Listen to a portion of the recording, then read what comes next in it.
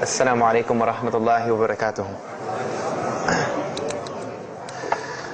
Alhamdulillah, alhamdulillah hamdan kathira. Wassalatu wassalamu ala Rasulullah wa ala alihi wa sahbihi ajma'in. Ashhadu an la ilaha illallah wahdahu la sharika lah. Wa ashhadu anna Muhammadan abduhu wa rasuluhu wa khataman nabiyyin wa rahmatul lil alamin. Wa da'iyan ila Allah bi idnihi wa sirajan munira, amma ba'd. I'm going to tell you tonight about my journey from where I once was as a former Christian youth minister to how I got to where I am now. There's a lot of bumps in the road. You know, it seems pretty clear, yeah, you're a minister and now you're a Muslim, you know, but there's a little bit more to it, inshallah, so just bear with me, and hopefully you'll get something out of it, because the point is, at the end, is I want you to get the message behind the story, because if I was traveling around the country just to tell my story, then I would be wasting time. It's on YouTube. Anyone can go get it from anywhere in the world. So inshallah, we're going to begin at the beginning. I was born and raised in Greenville, South Carolina. I was born and raised in Greenville, South Carolina, and I was raised by my grandparents, because at a very early age my mother had stepped out and my father was working 2 jobs. So it was me and my grandparents. And my grandparents were the traditional, conservative, Southern Christian folk, as they say. They were they were very, very conservative in their ideals and their ideologies, in their ways. You know, as you hear about, people being set in their ways, that was my grandparents. Like, we did it this way, and this is the way you did it every single day, and that was it. And we were very religious in the sense that we went to church on Sundays, we went to church Sunday evenings, we went to church Wednesday. And in Christianity, that's considered very religious. And it was not hard for us to go to church, and it was not difficult for my grandmother to drag me to church every Sunday, which as a kid is what they had to do, because the church was 2 houses down from our house. There was 2 houses, and then there was the church. So it was not hard for them to drag me every Sunday. And I hated church as a kid because of the simple reason that, we were brought up United Methodist. And Methodist is, for any of you know, it's very traditional. It's not like you think about like screaming and shouting in church and all that. No, you listen to the preacher, you stand up and you sing, you sit back down, you listen to the preacher, you stand up and sing, you sit back down, listen to the preacher, and that's it. That's all that happens. And the pews, as they call them, the chairs are made out of wood, they're hard, you get tired of sitting there, you're fumbling around, playing with the money that my grandmother gave me to put in the offering plate, all of these things. That's what I remember from church as a very small boy. But the thing that I do remember enjoying about church was Sunday school. Sunday school is what I got enjoyment from, because went to Sunday school, you painted pictures, of like Noah building the ark, you painted, all these pictures of Moses splitting the Red Sea. You learned the stories of Moses freeing the children of Israel from Egypt. You learn the story about him splitting the Red Sea. You learn the story about Noah and the ark. You learn the story about David and Goliath. You learn all these beautiful stories in Sunday school. So this was basically, as coming up, this is what I knew about Christianity, was the stories that I learned in Sunday school, because I never listened to the preacher during regular service. So that was the only thing I knew about Christianity. So coming up, this was how it was. It was just the norm. And the conservatism in my house, just to give you an example, and about the level of conservatism, is, let's talk about gender issues. Let's say when I became 12, 13, 14, and I started to actually, notice females, and I actually didn't think they had diseases and wanted to run away from them every time I saw them. Let's say I wanted to have a girl over or something of this nature. It was so serious to my grandmother that I had to make an appointment with her, let her know this girl was coming to my house.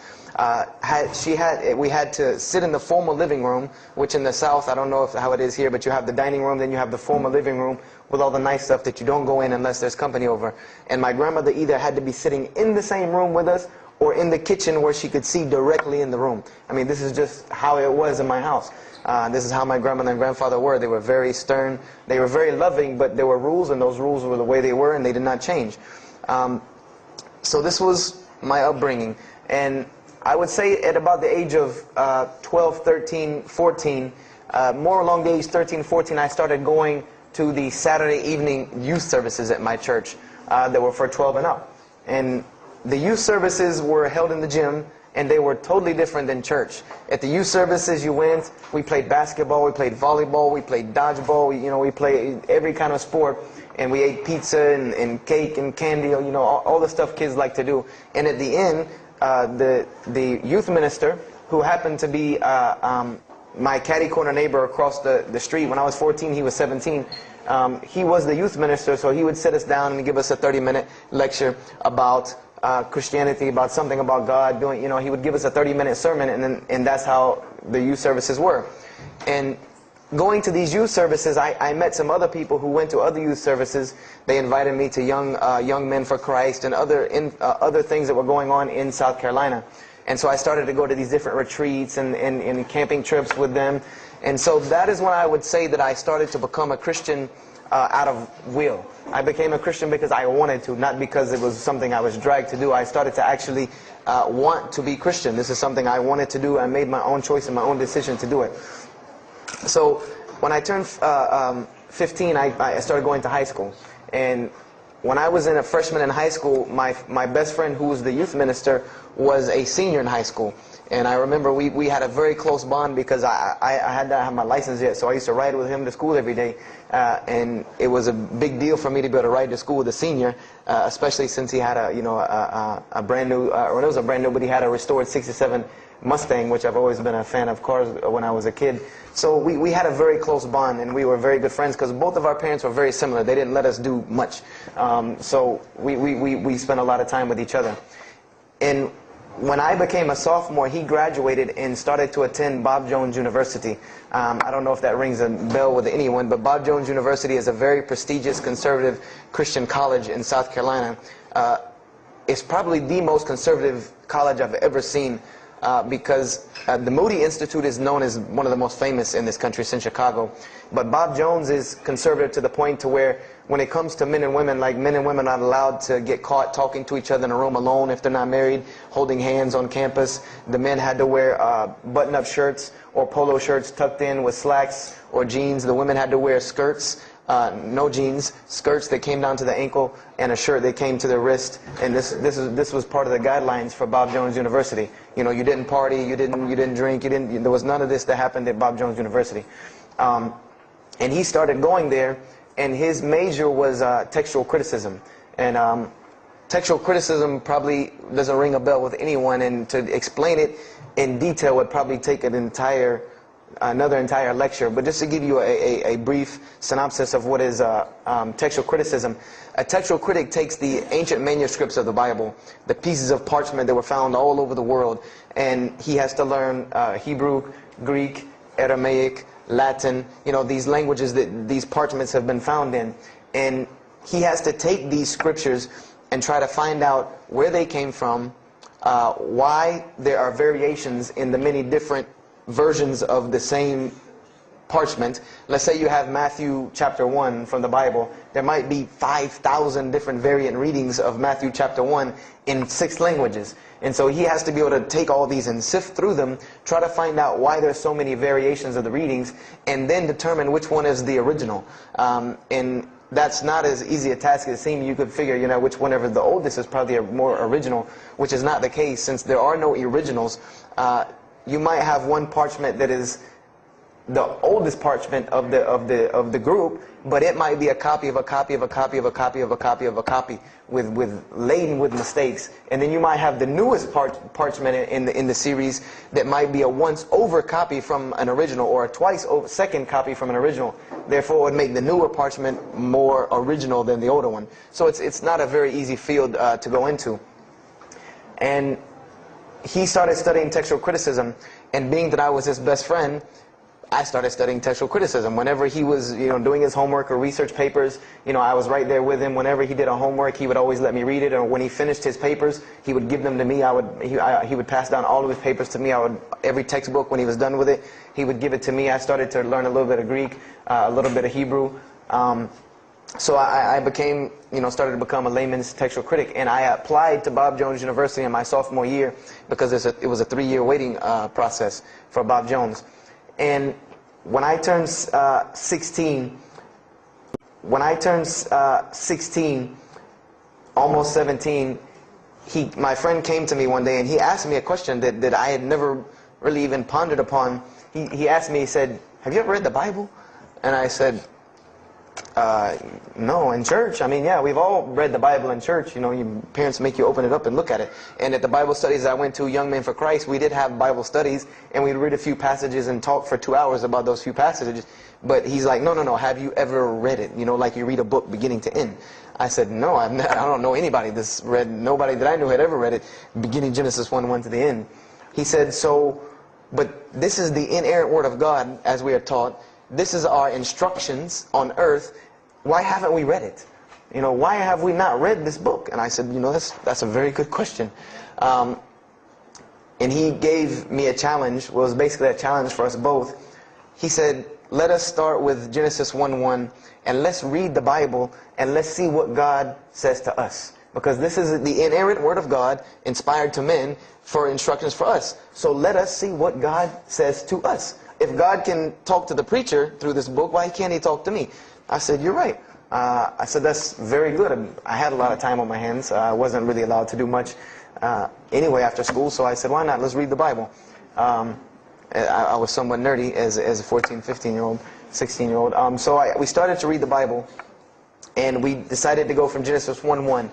And what we tried to do, this was the attempt that we made, was to not think of anything that we'd ever heard about Christianity, but to open the Bible, and let's say I just found this book in the desert, and read it and see what it says to me.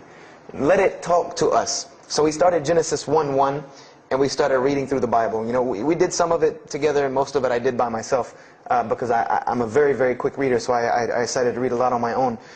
And as I was reading through the Bible, I started to notice the stories that I had heard in Sunday school. You know, you start reading Genesis, you read about Adam and Eve, we all know that story. You started reading about Deuteronomy, Exodus, you know, the stories of Moses, the story of Noah, the story of Lot and Abraham, and all these stories that I know. But I was surprisingly and astonishingly shocked by some of the stories that I read about these same people that I learned about in Sunday school. Just for instance, and this is a big testament to why Allah kept sending us prophets and why Islam was sent as a complete and perfected deen with the Quran. If you read about Noah in the Bible, there is the story about Noah saving humanity from the flood with an ark and all of that. There is this in the Bible.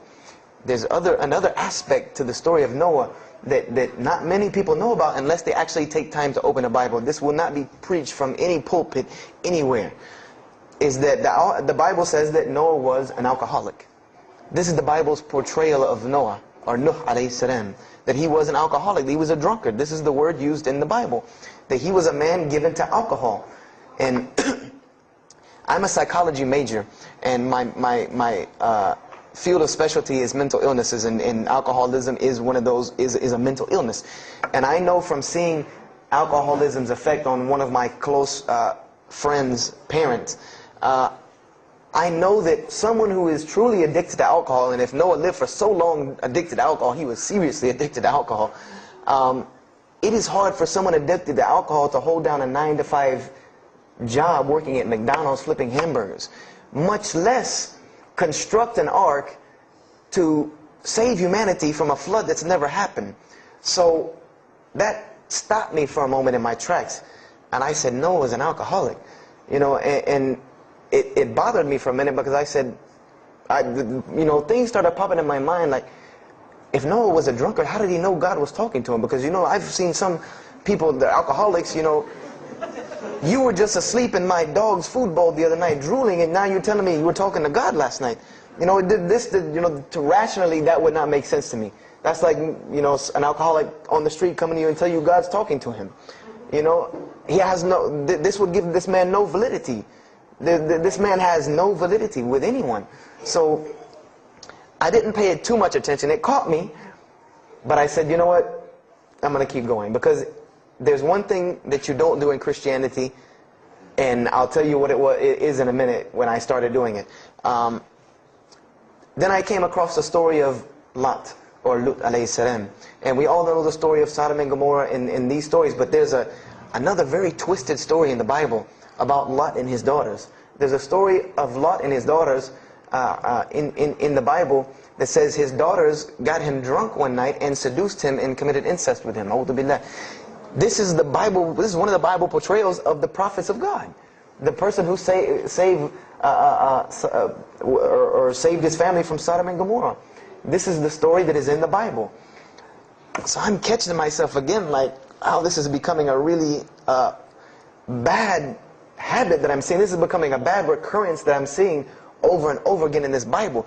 So, you know, after that I started, you know, speeding through some of the other mumbo jumbo to get to more of these prophet stories. And I got to the story, there are others, and there are some stories in the Bible that are not PG rated, period. They're not rated for talking anywhere. You know, you would need an 18 and up ID card to be able for me to even tell you these stories. So the one that intrigued me, that caught my attention the most, was of my most beloved story in the Bible, and that was of David and Goliath.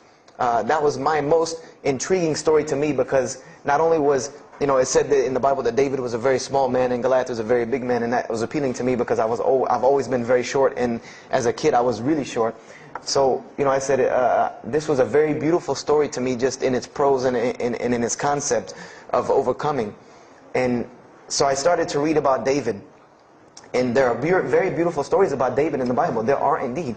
But there is one story about David in the Bible that shocked me to my core. And it's a story about three people. There's three people in this drama: David, Bathsheba, and Uriah. And it says that David saw this woman named Bathsheba. And she was one of the most beautiful women of her time. And she happened to be married to one of the commanders of his army named Uriah. But David on this day decided that he was not able to resist his temptation to be with this woman Bathsheba, so he did. And he committed adultery with her. And knowing that he did this, the way that he decided to cover it up was he sent a letter to the generals of his army saying that when the battle was fierce, for everyone to pull back and abandon Uriah so that he would be killed, and when he dies then he could have Bathsheba, no harm, no foul. So David went from being the slayer of Goliath, the hero from man, to an adulterer, a plotter, and a murderer. And so this is when I really caught myself and said, hold on now. Something's wrong here. Something's got to give. I said, because to me, God's prophets in my mind were people of example. People who I could follow as an example. Someone who was supposed to be the best of us, so that we could follow them and emulate them. And they're turning out to be worse than some of the people that you see on America's Most Wanted. David is somebody that, if I only knew this about him from the Bible, I see him coming down the street, I'm going the other way and calling 911, because he has to have a warrant out on him for something. This is what I'm thinking in my mind. This man is not an honorable man at all. He killed Goliath, yeah, but he killed this other guy named Uriah to be able to commit adultery with his wife. So I committed the cardinal sin in Christianity. I started asking questions. This is the one thing you do not do in Christianity, is you don't ask questions, especially not about issues like this. So I went to my pastor and I started asking questions. You know, what's going on here? You know, pastor, there's a very bad recurring habit about these men in the Bible. What is the deal here? And I remember he told me the same thing that almost every pastor or every evangelist or anyone I talked to about this, same answer, almost like it was programmed. They would put their hand on my shoulder and say, Brother Joshua, don't let a little bit of knowledge wreck your faith.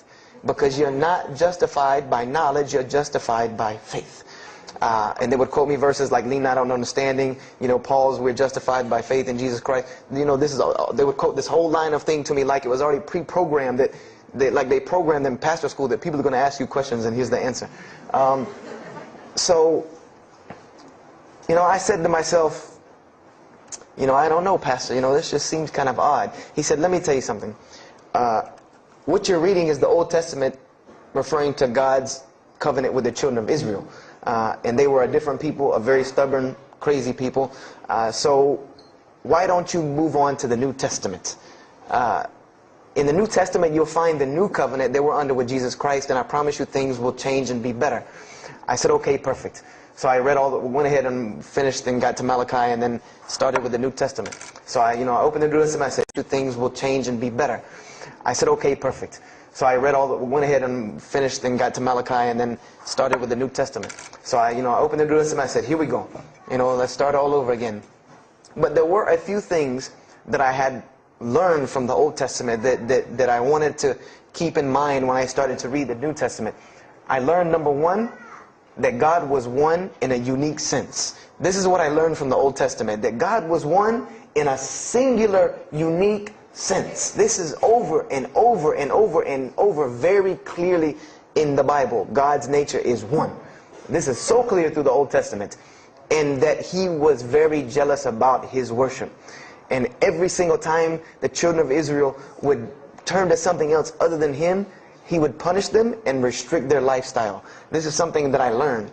And it kind of, the similitude to me with how God dealt with the children of Israel was, and I hate to use this stark contrast, but it's almost as if one of us went out, God forbid, I hope not, and let's say we went out here and robbed a bank.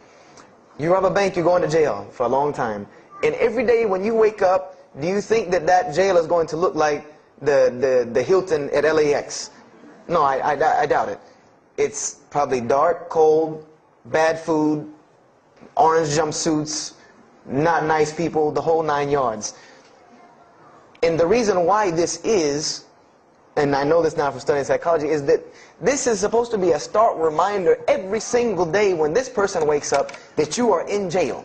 This is supposed to remind them every single day you're in jail because you committed a crime. And we run this, not you. This is the message that is being portrayed to this person in jail. So when the children of Israel kept rebelling against God, He restricted their lifestyle. If you study Judaic law now, it is some of the most strict religious law you can find. All of the good things that we enjoy as Muslims, even when it comes to dietary laws, like the good parts of the meat that we are allowed to eat, they can't have these things. These are things that are restricted from them. Why? Because God, Allah, wanted to remind them every day that I am Allah. I am your God. You will worship me. I run this, not you. And I understood this from reading the Old Testament. This is a concept I had come across. So I started with the New Testament, Matthew, Mark, Luke, and John. And one other thing that I did when I started to read the Bible was, if you go to Barnes & Noble, let's say you go to Barnes & Noble and you take a book off the shelf, what is usually the first thing you look at? The title. Then the next thing, the author. You want to know the title and the author. What is the name of the book? Who wrote it? And if you do this test with every single book of the Bible, you get a title and no author. Author unknown. Or author is appears to be so-and-so. Or we derive that so-and-so possibly written this. Like let's just say for Exodus, they say Moses wrote Exodus. Which if you read some of Exodus, he couldn't have written all of Exodus because the last part of Exodus is Moses' death, burial, and Joshua taking over the children of Israel. And now unless Moses was a sure indeed prophet that was able to write things after he died, then he did not write these things. And so when you go to Matthew, Mark, Luke, and John, I wanted to know Matthew who, Mark who, Luke who, John who, because it's called the Gospel according to Matthew. The bad thing is that no one knows. No one knows because no one penned their name down to these things. No Bible scholar in his right mind will tell you that we know for sure Matthew so-and-so wrote this, Mark so-and-so wrote this, Luke so-and-so wrote this, John so-and-so wrote this. It's factual information that we do not know who wrote these. So I was intrigued. I'm like, that doesn't, why would somebody write this book that's supposed to be passed down over generations and people are supposed to, this is the inspired word of God to guide mankind, and nobody decided to pin down who wrote it. But anyway, I started to read it, and I started to notice things about the teachings of Jesus Christ. And they were not what I had learned in church. When Jesus spoke, He spoke of the nature of God. And when He spoke of the nature of God, it was the same nature of God that I found in the Old Testament. Jesus said many times that God is one. God is unique. He would even quote from the Hebrew Scriptures. Hear, O Israel, the Lord your God is but one. When He was asked, what is the greatest commandment? Or He was asked the greatest commandment. He said the greatest commandment, and every Muslim should understand these two concepts. This should be nothing new to you. The greatest commandment is to love the Lord your God with all your heart, with all your might, with all your strength, and then to love your neighbor as you love yourself. He said the rest hang on these two, which we know in Islam we have rights of the Creator and rights of the creation. So this was the concept that he was teaching. And he even said in 1 John 5:17, and this was more clear to me than anything else can be, this is life eternal, that they may know you, the only true God, and Jesus Christ, whom you have sent. And when you look at that in the Greek and the Aramaic, it is almost exactly to a T of La ilaha illallah Muhammad Rasulullah. Now that I know Arabic and have understood that, very same similar statements. Yes, indeed, there were some implicit statements about that you could implicitly, if you took them and separated them from everything else, you could maybe derive that Jesus was trying to claim some divinity or something for himself.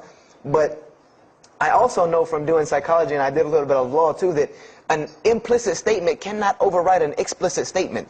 An explicit statement always takes precedence. So if Jesus said God is one, and he anagorically may have alluded to God being more than one, then the clear statement overrides that each and every single time. So this is what I found through the New Testament. And I also found that Jesus taught salvation. But his salvation that he taught was obeying God and following the commandments. This was his mode of salvation. One man asked him, "Good master, tell me how I can inherit the eternal life." He said, "Follow the commandments." Follow the commandments. He even, in Matthew, was so sincere about it. He said, "Whosoever shall follow the least of these commandments and teach men to do so shall be called the greatest in the kingdom of heaven. But whosoever shall break the least of these commandments and teach men to do so shall be called the least in the kingdom of heaven." So this I understood very clearly, that Jesus taught the same nature of God that was in the Old Testament. He taught that the salvation lied in worshiping God and following the commandments. This I understood. Matthew, Mark, Luke, and John were very clear about this. You know, there were other things, the only begotten Son, you know, but these things were not in red letter, so I did not give them as much weight as what I did to the actual words that Jesus Christ was saying out of his own mouth. So I read Matthew, Mark, Luke, and John. All of it was saying the same to me. I said, and I was thinking to myself, this is not what I was taught about Christianity. You know, you're taught that God is 1 in 3, 3 in 1. You know, 1, 1, 1 equals 3. You know, Father, Son, Holy Spirit. Jesus died on your cross to forgive your sin. You know, and there was another thing that I noticed from the Old Testament, and this is a beautiful lesson to Muslims, because you're asked this all the time, especially when it comes to dawah. And I never put 2 and 2 together until I learned Islam and then read the Bible one more time. Is I wanted to know why the Jews wanted to crucify Jesus so bad. Why so bad? They could have just mobbed him anywhere and killed him on the street. It's not like he had clans like the Arabs that would have come and backed him up. I said, why didn't they just kill him? You know, why were they so strict and sincere to tell Pontius Pilate, you got to kill him and you need to sanction it? We can't do it, but you need to sanction it to kill him. And now I understand it, was that Jesus had a mission, and that mission was to share God with the world. And Paul even kind of tells on himself in his book of Galatians as to why Jesus was meant to be crucified, or the Jews wanted to crucify him. Paul said that the crucifixion is the stumbling block for the Jews. And he explained in Galatians that Jesus Christ, and this is how he tried to roundabout explain it, was cursed for us, to remove us from the curse of Allah by taking this curse upon us. For it is written, and he quoted the Old Testament, everything that hangeth on a tree is cursed. So I went back and studied the Old Testament and Judaic law, and I realized that people who were crucified, that was considered a curse upon them. You had to do something pretty serious to get crucifixion, because it was considered a curse from God. It was part of their law that when someone is crucified, that person is cursed. So wherever they buried these criminals, like in the graveyards in Israel, in Jerusalem, in Palestine, where they buried these criminals that were crucified, this was considered cursed ground. This was considered ground that you didn't go on, and you did nothing here, because these people are cursed by God. So I started to put 2 and 2 together. That it's not that they wanted to kill Jesus, because they could have just killed him. They wanted to disprove who he was. This was their point, was to disprove who this man was. He said he's the Messiah. They wanted to disprove it, and they knew if you can crucify Jesus, he can't be the Messiah. He cannot be our Messiah if you can crucify him. And even if he is, if we can still force our crucifixion on him, then that'll detriment his message. So they understood this and knew this, and this is why they wanted to crucify him. And this is exactly why Allah saved him from it. Because everyone asks you, why did Allah save him from the crucifixion? Because you cannot crucify. That was part of his law that he came to fulfill, that he could not be cursed according to this law. He said, I have come to fulfill the law. That was part of his law that he came to fulfill, that he could not be cursed according to this law. He said, I have come to fulfill the law. To fulfill it, therefore he couldn't be cursed according to it. And this is why he went to the Garden of Gethsemane and asked God to remove this from him, because he knew how detrimental this was to his message of crucifixion. So I began to see all of these things. So I started to read, I got to the book of Acts and started to read the writings of Paul the Apostle. And things went from this to this. It went from one way to another way. It went completely flipped, turned around. The entire teachings went from obeying God, worshiping God, following the law, to worshiping Jesus Christ and abolishing the law completely. Paul even wrote to the Galatians, "Oh, you foolish Galatians, why are you still following this cursed law?" Jesus Christ came as a curse to remove us from the affliction of this curse. So I said to myself, but Jesus just said a few books before this that whosoever shall break the least of these commandments and teach men to do so shall be the least in the kingdom of heaven. And here you go, Paul preaching this gospel to abolish the law. So I even asked, what is going on here? So I started asking my pastor, and my pastor said, now you're getting into deep water. You know, now you're starting to question the New Testament. You really have some issues. You know, they even thought that I might be, possessed and all kinds of things. So I had a very big conflict going on inside of me, and my friend took me to his textual critic teacher, his professor. And what this man told me probably wrecked my faith in Christianity. And I always say, I doubt he would be very happy me traveling around the world telling people that a Christian professor from Bob Jones University wrecked my faith in Christianity. But he did. Because what I asked him was, what happened to all these contradictions? You know, in the Old Testament there are many contradictions. If you study Hebrew language, you'll understand that when you read some of the Old Testament or the Torah, that there are some parts of the Torah that you can see is the most beautiful Arabic that you can see, the most beautiful Hebrew that you can see, just like when you read the Quran. It's very beautiful Hebrew. And then 2 chapters later, you'll see Hebrew that looks like a broken 3-year-old who is trying to scribble some Hebrew down. It looks very colloquial, very dialectic. You can tell it's not the same person speaking. So I went and asked him about all this stuff I saw. And he told me, he said, what you have is a book written by men over centuries and centuries and eons and eons. And he says, and this book started as an original that was copied and copied and copied, and somebody added a mistake, and somebody came behind him and corrected that mistake and added 2 of his own. Someone came and copied it and skipped a line and added a line where it wasn't supposed to be. And then someone else came and copied it and took it to his country, and in order for it to fit well with the doctrine they were teaching, he would cross out a dot here or cross out a word here or change a word here so that it would fit with the theological ideas of this part of the world. And he said, and after all these years, you have a book now that is compiled from all of this, written by the hands of men that still have men's fingerprints left on it. And that's what you have. You have an imperfect book that is only perfected through faith. This is exactly what he told me, that this book is perfected through faith. You cannot perfect it textually. It's not a textually perfect book. Those who believe in it by faith. And so I said, here we go again with this faith thing. You know, I said, God gave me a brain for a reason. If he did not want me to use it, he would remove this reason and logic part of my brain out and replace it with more faith. So, and I was of the opinion, as the saying goes, my grandmother didn't raise a fool. I'm no fool. I said, I can't believe in this. This book I've been taught is the inerrant word of God, and you're just telling me that it's a book of errors that's only perfect through faith. That's like me taking a 1982 Datsun all beat up and saying, if you believe it can be a Mercedes. If you believe. That would make no sense. You can't take a car to the car dealership and say that. No, if you really believe it, if you look at it right, it's a Mercedes. So I said, no, this is a book full of errors. And God's religion is perfect. If God has a religion, it's perfect. If he has a book, it has to be perfect because he is perfect. So I left Christianity completely.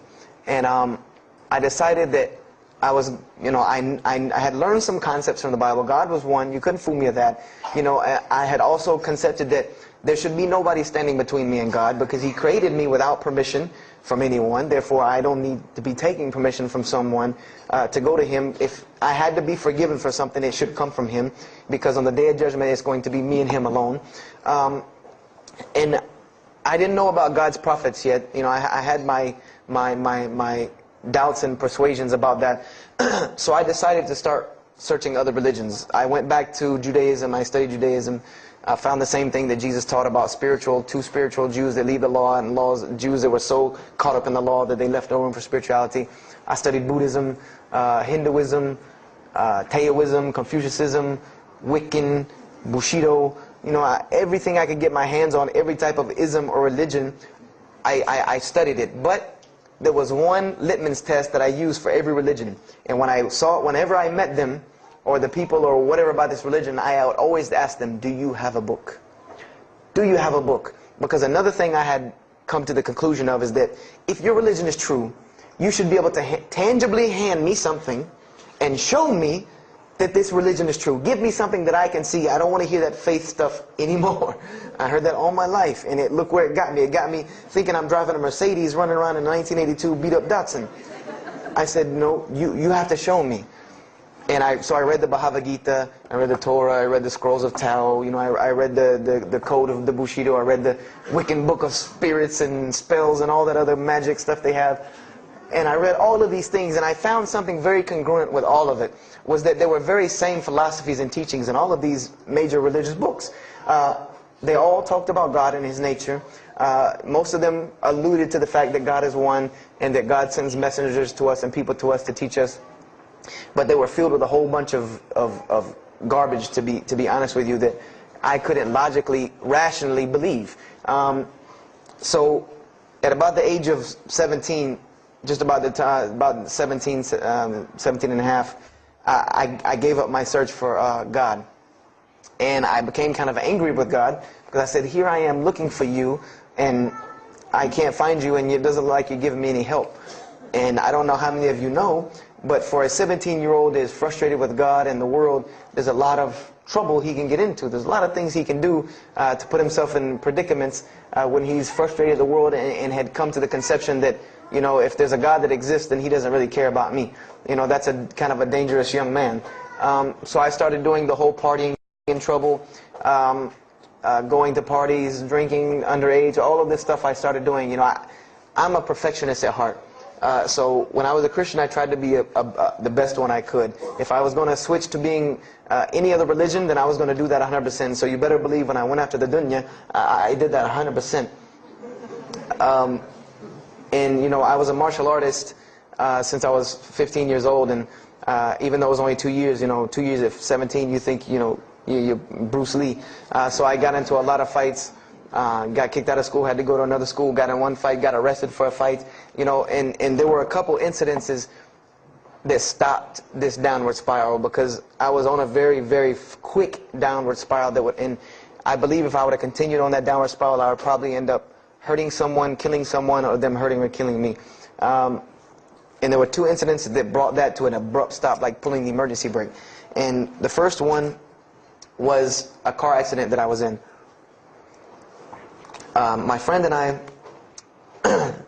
were on the way back from Clemson University from a frat party, and we were driving up 385 in South Carolina, and we were both highly intoxicated, and I decided that night that he was driving, I decided to put my seatbelt on for the only reason that I kept falling over when I fell asleep without the seatbelt on, because I didn't really believe in the seatbelt thing, because I said if I'm going to die, I'm going to die. That was the conception that I come up with, that if it's time for me to die, it's time for me to die. I didn't believe in the whole tying your camel thing.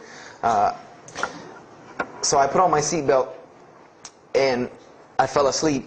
And the next thing I know, I remember waking up with the car shaking, and I woke up to grab my friend because I thought maybe he had fallen asleep.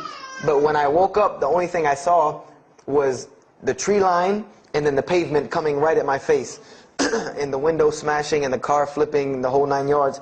And us landing in a ditch.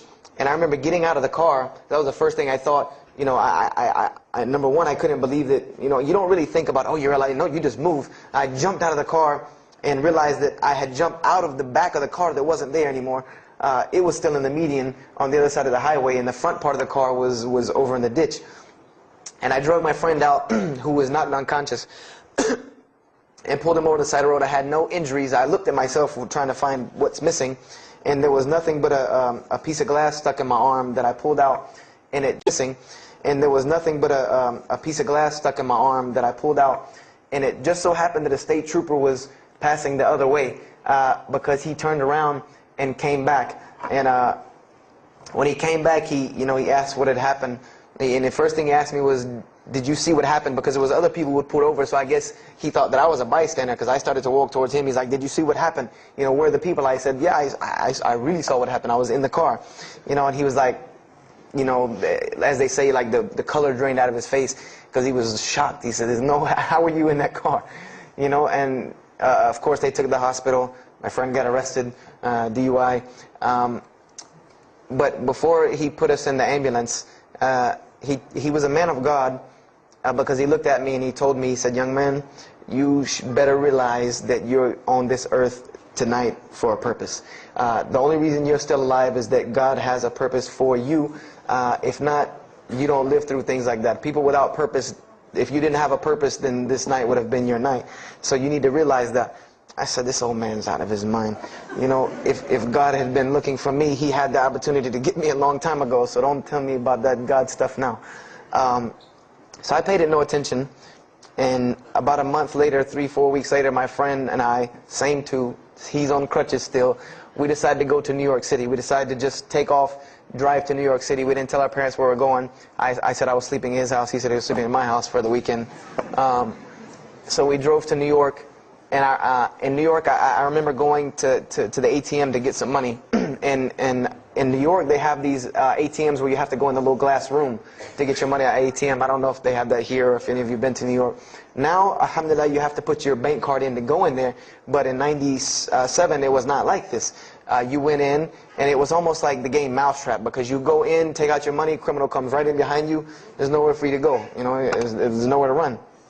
So I went in, I took my money out of the ATM, and I heard the door open behind me. You know, so I turned around. You know, I thought somebody was coming in behind me, and there was a man who put a gun to my face. And he must have really, really, really, really needed this money, because he didn't ask me anything. He didn't say a single word. I just remember looking at the gun in my face and him pulling the trigger. And it was a revolver. And to this day, I'll never forget that image in my head of seeing that little spindle turn and hearing that very distinct click of a revolver. And it probably could have been like a .32 snub-nosed gun like this, but when it was in my face, it looked like one of those like cannons that you see on the movies. And I remember when he pulled the trigger, I didn't think anything. You don't think anything. You just blank. You just go into this like shock of blankness. And then a couple seconds later, thankfully I had been doing martial arts. That might have helped me overcome the fight or flight syndrome, because all I could think was, go! You know, like myself kicking myself, like, what are you doing? Go! So I bum rushed him. We went flying, he went flying, money went flying, gun went flying. And I took off and went to the hotel and didn't say anything to anybody. We went back to South Carolina the next day. And I didn't say anything because we weren't supposed to be in New York. My grandfather would have killed me. If that guy didn't kill me, my grandfather would have took care of it. So I didn't say anything until about a month or two later. You know, I kept having nightmares about this same incident. I kept having night terrors from this incident. And so I told my grandmother about it. And she told me the same thing that the officer had told me. She said, you know, you have to realize that God has a purpose for your life. You're here for a reason. People don't go through the things that you've been through and still walking on this earth without a reason, and you're pushing the limit. This is what she told me. You're pushing the limit, really. God has something for you, and He wants you to get it, but you're pushing it. And she didn't tell me to go back to Christianity and study my Bible. The only thing she told me was that God hasn't gone anywhere. You just have not looked in the right place yet. And so I decided to put myself back together. You know, the car wreck the gun thing, the getting arrested for fighting, like all of that, like really made me stop really quick and think, that I need to get my stuff together. So I became an agnostic, someone who I believed in God with no form of religion. I prayed to God on the floor on my hands and knees, because this is how all the books of God, this is how the Bible, the Torah, the New Testament, the Bhagavad Gita, all of these scriptures that I ever read, they said that this is how the men of God prayed. And it was during this time that I did read one book about Islam in the public library, because I had never heard of Islam ever.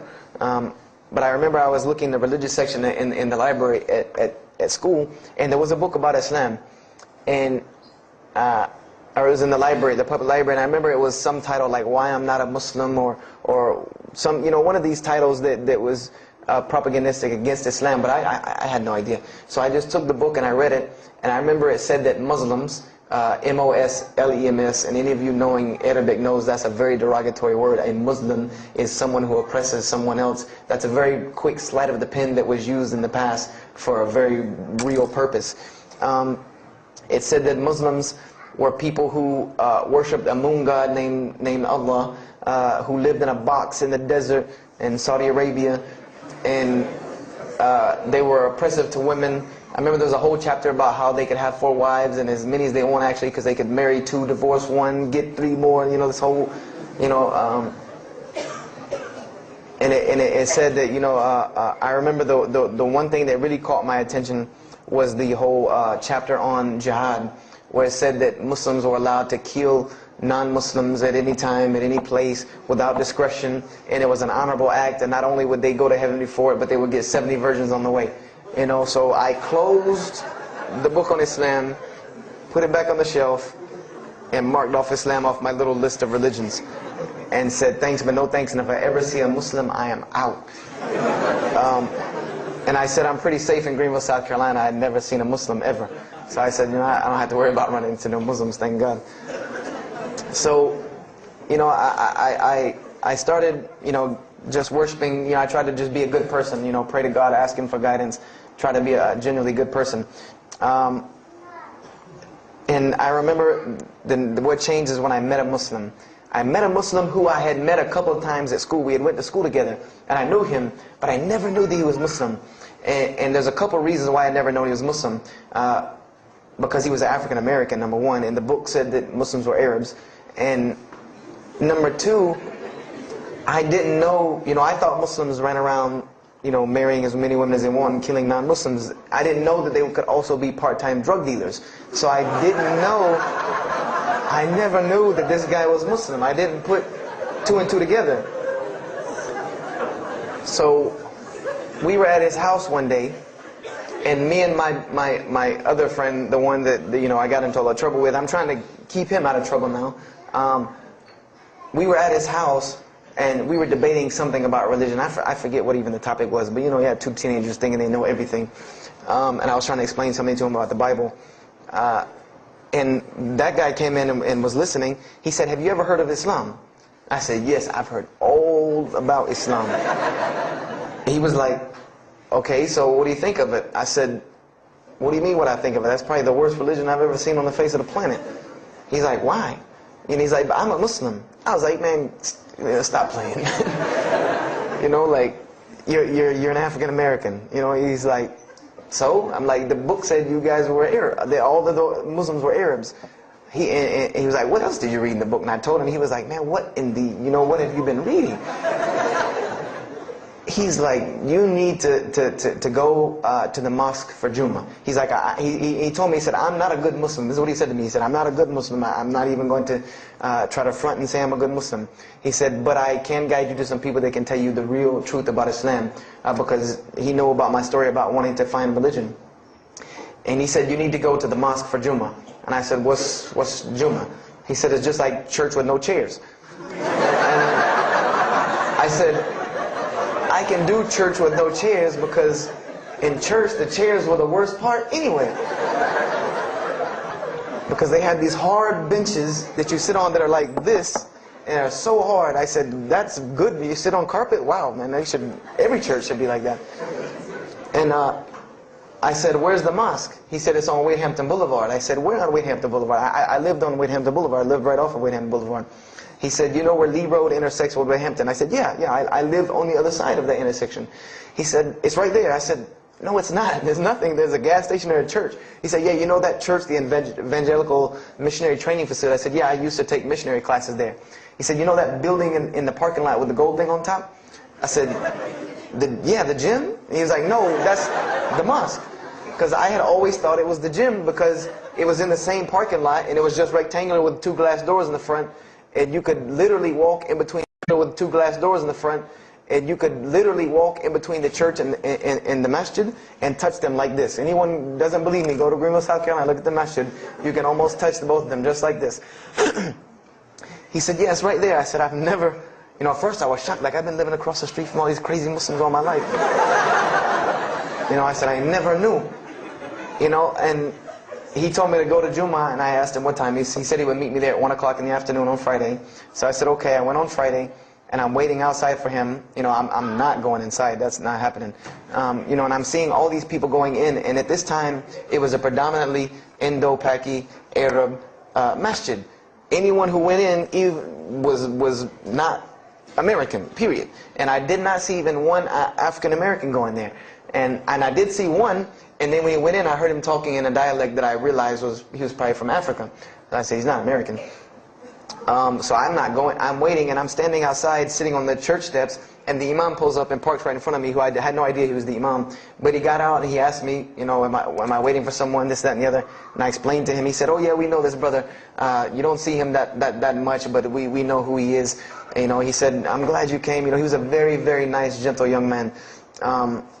And he invited me into the mosque, and I kind of wanted to wait on my friend, but I didn't want, at the same time, I didn't want to tell this man I don't want to go in. So I went in, and they put me in the back and gave me a chair anyway. And I said, I came to sit on the floor.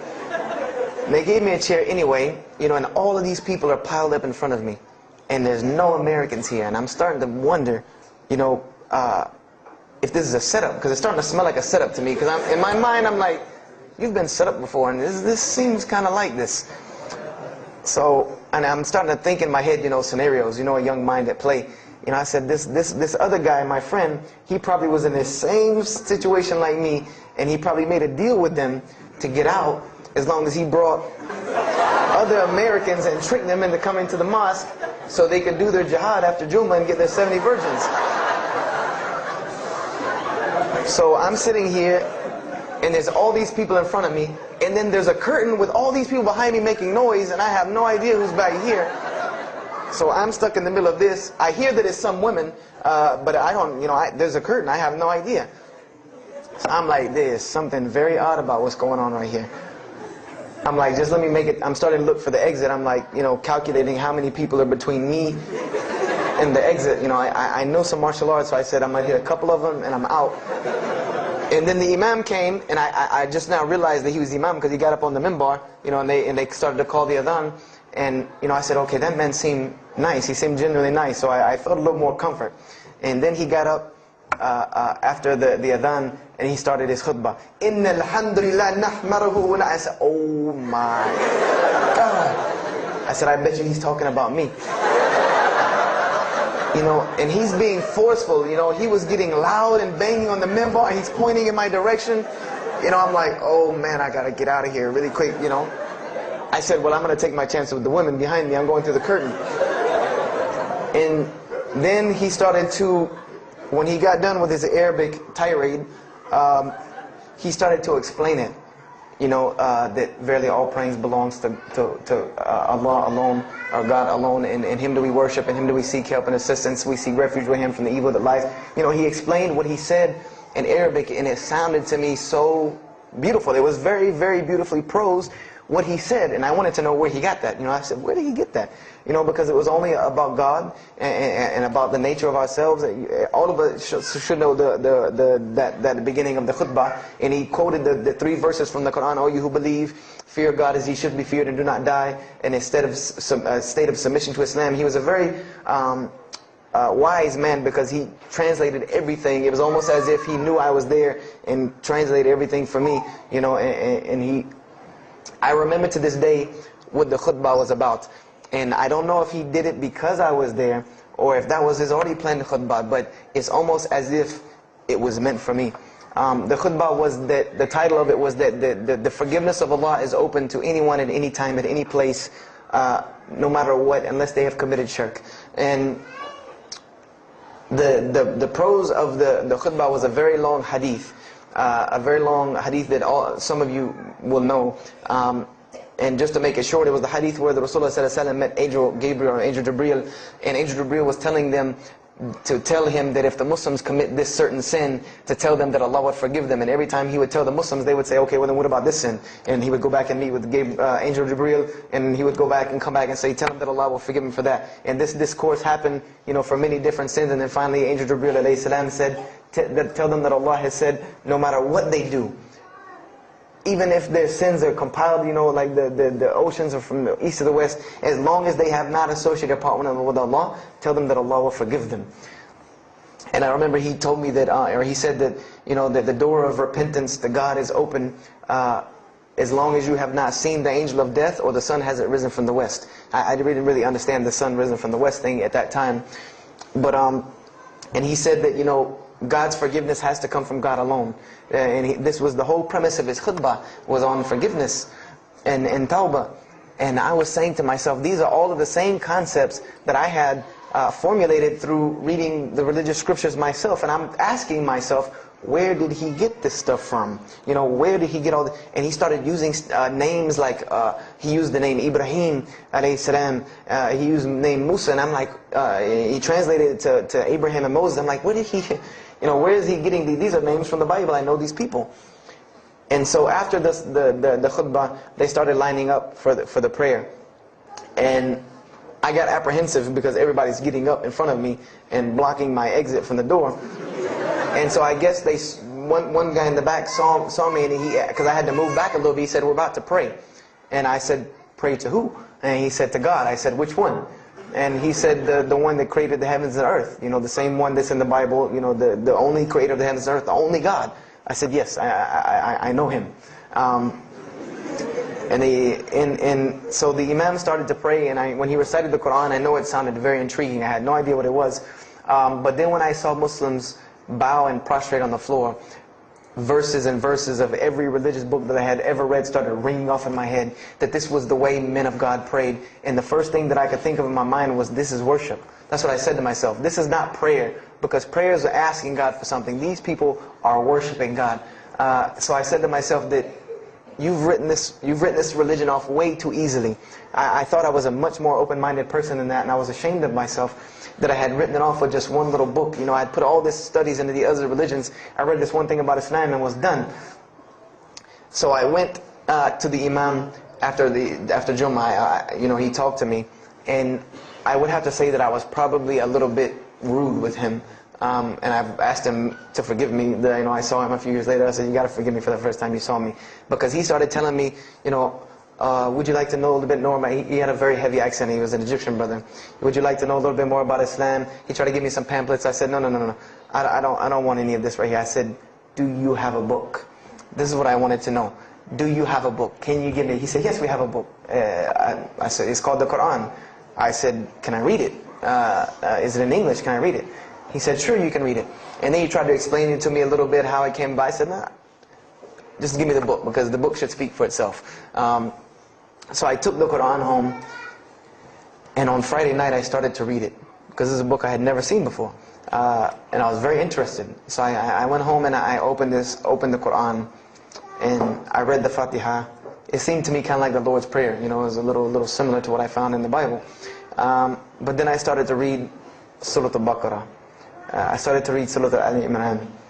And I started to see names that I had seen before. I started to see names like Abraham, Moses, David, Jesus, Yahya, John the Baptist, Zechariah, Mary. And I said, I know all of these names, but there was something different about these people in this book.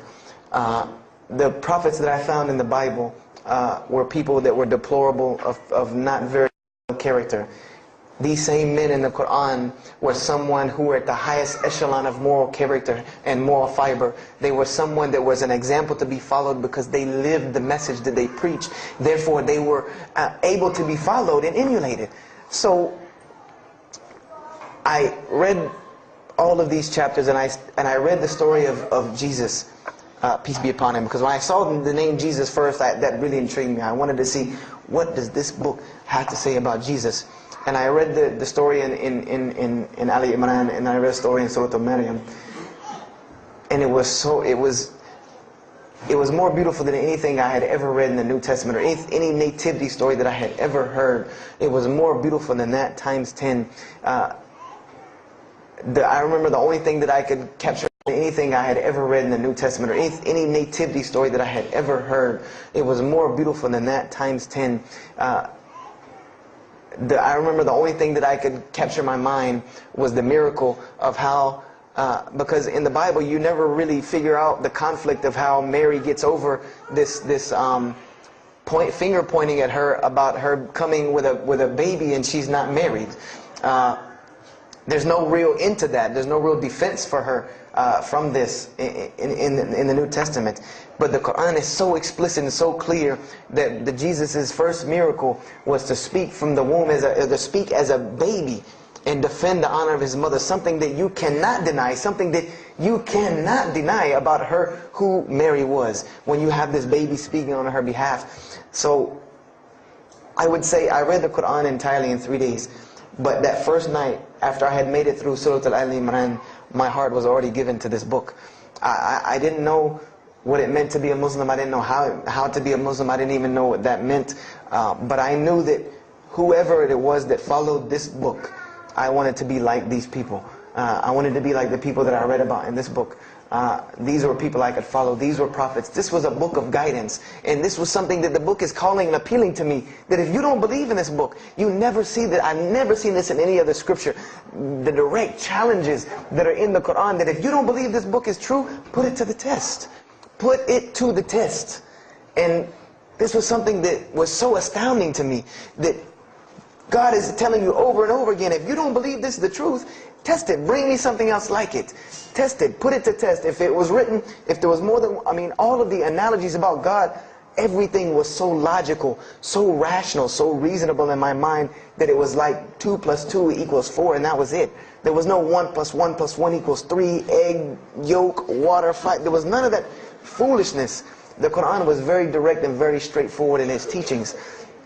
So I gave my heart to Islam that night in my living room, reading the Quran, and I cried and cried, that I had been looking for the truth all this time, had searched all this way, and it was right across the street from my house. And so I went back on Monday to accept Islam and ask these Muslims where in the world they've been all this time. And I go, ready to go in there and do my thing, and I go and the masjid is locked. And because they only came on Fridays and for Isha during that time, and I didn't know. So I said, okay, I guess I have to come back on Friday. Because every time I passed by the masjid after that, it was always locked. So I came back on Friday and I took my shahada, and as they say, the rest is history. But I don't travel around the world, and this was in December of 1998. I don't travel around the country and the world telling my story, just for the entertainment value. Even though I've been told it does have some entertainment value, I don't tell it for that person for sure. If that was the only reason, then you could just get it off of YouTube and it was the same exact story. I'm going to finish with this, and I hope you can give me 10 more minutes, inshallah, to tell you why I go around telling my story. I tell my story to let everyone realize that there are millions and millions of people just like me. Just like me in 1998, searching for the truth, can't find a way out. There are millions of people. There are probably millions of people in California, hundreds and thousands, if not millions, right here in in Orange County and Los Angeles in the Southern California area, that want to know the truth, that are tired of hearing the same garbage preached to them over and over again, tired of this shaitan box telling them the same thing over and over again, tired of the world being in the condition that it's in, tired of their life being in the condition it's in, and we as Muslims have the solution to every single one of their problems. And guess where we keep it at? Right here inside the masjid. Right here inside the masjid, we have all of this truth. We have the solution to every problem in the world. You want to solve the world hunger? The problem of world hunger? Islam has the problem. You want to solve the problem of world poverty? Islam has the answer. You want to fix the economic situation of this country? Islam could fix it tomorrow. And this was in an op-ed piece in the Washington Post. In the Washington Post, there was an op-ed piece that the two markets that are falling apart in this country are investments and housing. And there are two people in this market that while the rest are bottoming it out, this market is steadily climbing. It's not getting rich overnight like people want to, but it is continually going up, and that is Islamic financing and Islamic housing markets. These two things are so steady and so strong that economists in DC are trying to figure out how they can take some of these Islamic principles from these investing and housing firms and plug them into this system to give it some stability, because they realize that you won't get rich overnight in the Islamic system, but it will be stable. It will be something that will give stability. So they are starting to find out that Islam has the answer and the solution to their problems. But we already know this. We already know this, that we can solve every world problem with Islam. We'll put it into it. But the problem is, we're hiding it from the people. Unfortunately, willingly or unwilling, knowingly, unknowingly, we are hiding this from the people. And there's a statement in the Quran and that Allah warns the Jews about what they did with their religion. And it is a statement that is left in the Quran for us, that verily those who conceal the evidences and the clear proofs, after we have made it clear for them in the book, they are those who are cursed by Allah and cursed by those who curse, unless they repent and reveal that which they have been concealing. Those I will accept their repentance, because I am the one who accepts it, the most merciful. We have become guilty just the same way the Jews have of hiding the truth about their religion. When they saw the Prophet Muhammad ﷺ, they knew the truth and wanted to hide it. People, we know the truth about Islam, and we are hiding it. We as Muslims are running around begging Allah for dignity and honor and help, when He has already given it to us in this deen. Everything that a Muslim could ever want has already been given to him in this deen of Islam. Anything that you ask Allah for, there is an account set up for you to go take it out of. You just got to find it where it's at. And any of you, I'm not going to go through the ayahs for they're too long, but if you want to know the solutions to every one of your problems in this world and the hereafter, just go read Surah Al-Saf, ayah 10 through 13. Very, very easy solution. If I had the time, I would read them to you, inshallah. But we have the cure to every disease in the world, and we're not giving it to the people. And I want to use this as a parable because I really want this to hit home with you. Let's say, what is your name, brother? Abdullah, mashallah. Let's say me and Abdullah are best friends, we're brothers in deen, we're roommates, and we've been roommates for years and years and years. And let's say brother Abdullah has contracts an illness, a disease that is one of the most painful diseases that any human being can ever go through in his life, and it's not something that is going to kill him quick. Let's say this disease is going to suffer and fester with Abdullah and make him not be able to eat, sleep, nothing. He's just miserable all the time. When I come home in the evening, he's rolling around on the floor in pain. And let's say I know him in this condition, and let's say one day I come across the cure for his disease. Someone tells me that if you give this to Abdullah or anyone like him, he will be instantly cured and he will never suffer again. And let's say I take that and put it in my pocket, and I don't give it to Abdullah. Why? Why don't you give it to Abdullah? Well, number one, I'm way too busy. I have 2 jobs, going to school, I have a long commute back and forth, I gotta drive up and down the 405 every day. I don't have time to give Abdullah this medicine, man. If he wants the medicine, he'll go get it himself. I don't have time, I'm really busy. Number 2, I'm not a doctor. I should not be prescribing Abdullah medicine, and I'm not knowledgeable in medicine. He should, if he wants help, he should go see a doctor. I'm not a doctor. Number 3, Abdullah's, please forgive me, but Abdullah's kind of stubborn. He doesn't really listen very well. He probably, he's kind of set in his ways. So even if I tell him this medicine is good for him and it'll cure him, he probably wouldn't even take it anyway. So why waste my time? Do any of these excuses sound familiar? And let's say I don't give this medicine to Abdullah and he dies. And let's say he dies the most painful death that you can ever imagine. I want to ask you a kind of rhetorical question. I want to ask you kind of a rhetorical question. Do you think on the Day of Judgment that Allah is going to call me and Abdullah up and ask him about this incident between me and him because I've oppressed him? I have oppressed him. I've allowed him to suffer knowing that I could ease his suffering. I'm sure Allah is going to ask us about this. But you know the beauty about Islam is that if Abdullah was a good Muslim, bore this disease patiently and died, he dies as a shaheed, inshaAllah. And on the Day of Judgment, this is how beautiful Islam is, that he could very well come before and Allah ask us about this and Brother Abdullah say, you know what? Allah, I forgive him. So you forgive him. This is the beauty of our religion. And Allah will forgive me. But the disease I want to tell you about is the disease that every single non-Muslim walks around with. And Allah will forgive me. But the disease I want to tell you about is the disease that every single non-Muslim walks around with every single day, and they don't even know it. It has no real physical symptoms, and that's the disease of shirk, the disease of being jahl, being ignorant about Allah subhanahu wa ta'ala. Allah gives them life, and they worship someone else. Allah feeds them, and they thank someone else. He created them and fashioned them in the womb of their mother and knows them better than they know themselves. And they have no idea who He is. They don't even know who He is. If that doesn't pain your heart to see a person in this condition, then for sure the hearts have become hardened. Because when I see non-Muslims, especially when I sit in places like airports, I see this disease. I see it on them. I see them walking around with it. And there's so many of them passing me, I think to myself, there's no way I could talk to all of them. There's nothing I can do.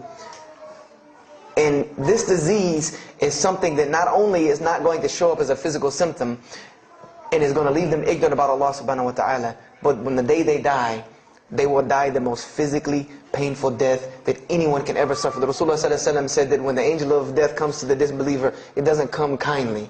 He yanks the soul through the nose and it's as if his flesh is torn from his bones. It's as if they take Brother Abdullah and turn him upside down and stuff him in a human paper shredder. This is the death that is waiting for those who do not know Allah subhanahu wa ta'ala. And you know the unfortunate thing? That while you've been sitting here listening to me, thousands of people have died. Thousands of people have lost their life not knowing Allah while I'm talking to you right now. People in this city have lost their life, and there's nothing we can do about them. They're gone. It's too late for them. We can't save them even if we want to. And that's a deplorable, deplorable, sad, sad fact, that we can't save them. But there are many, many, many, many who we can save. And that all that takes is us taking this light of Islam we have and showing it to the world. There's a statement in the Bible, and I finish with this. Whether Jesus ﷺ said this or not, doesn't matter, because this statement is one of the most profound statements that has been somewhat of a focus for me in my mission of da'wah. It is said that no one would bring a candle into his home and then place a bucket on top of it, because then no one would benefit from the light. No, if someone would bring a candle in their home, they would set it on the table in the middle of the room so that everyone could benefit from this light. And unfortunately, the Muslims of this generation, we are a bunch of candles with buckets on top of it. No one can see our light. No one can see the beauty of Islam in it. Believe me, if you don't see it, believe me, take it from someone who was once standing on the outside looking through the window at that light. It is one of the most beautiful things you can ever lay your eyes on. It is a treasure to be found of treasures. And everyone else can see this, and they will see this if we show it to them. If we allow Islam to be Islam. If we start becoming Muslims, meaning that the best form of da'wah that you can do to this world is very, very simple. It's not complex. It doesn't take a 10-hour workshop, even though some of the details do. But if you want to know the way, the best way to do da'wah is for Muslims to be Muslims. That's it. Study our history. Study the history of Islam. Why was the world conquered by Islam? Not through military campaigns and wars, but through Muslims being Muslims. The most populated Muslim country, Indonesia, was because of Muslims being Muslims. A few Muslims deciding to get up off their behinds and go to another country and live their life as Muslims, not shaving off their deen to be pleasing to those people, but being Muslims. And when the people asked them and inquired, what is it about you backwards Arabs that we've heard all these crazy things about? Now you come out of the desert with pristine moral and character, and you have better ethics and morals than we do. What is it that has happened to you people? And their answer was, La ilaha illallah, Muhammad Rasulullah. That we believe in Allah and He has sent us a man named Muhammad, and we emulate his lifestyle. That's why we're like this. This is what conquered the world for Islam. This is what conquered people's hearts for Islam. Was the truth and the beauty of it and its simplicity of its message. This is what brought me, and this is what the world needs. With all of this foolishness going on in the world, this is what it needs, the simplicity of Islam, whether they want to hear it or not. They know it in the bottom of their heart. When you show them the truth, even if they turn away from it, they know it's the right thing. They know it's the truth. And on the day of judgment, you can stand before Allah subhanahu wa ta'ala, having washed your hands and saying that I did my job. And I finished just one more thing. I finished with this. If you don't believe this is important, if you don't believe this is one of the most important things you can do as a Muslim, then the last statement of Prophet Muhammad ﷺ to the Muslims as a whole, he gave his farewell sermon. And we know that what his farewell sermon was a summary or a synopsis of what Islam is and its general principles. And he knew this was the last thing he was going to say to the Muslims as a whole. And how did he end this sermon? Those who are here, pass this on to those that are not here. For verily it may be that the last one that hears my message may understand it than those right here among us. He gave a command to those Muslims to pass it on, and for those Muslims to pass it on, and for those Muslims to pass it on, until there was no one left to hear this message. This was a command he gave, the last command he gave to this ummah as a whole. And then what happened? He pointed his finger to the heavens and said, "O Allah, bear witness that I have indeed conveyed your message." And upon saying this, what happened? Allah revealed the surah, "This day I have perfected for you your deen, and completed my favor for you, and chose for you Islam as your religion." And the last statement that Prophet Muhammad ﷺ gave to us before this was revealed was that we must pass this message on. He gave us that duty. He took that duty that was only reserved for prophets. No one else, no other.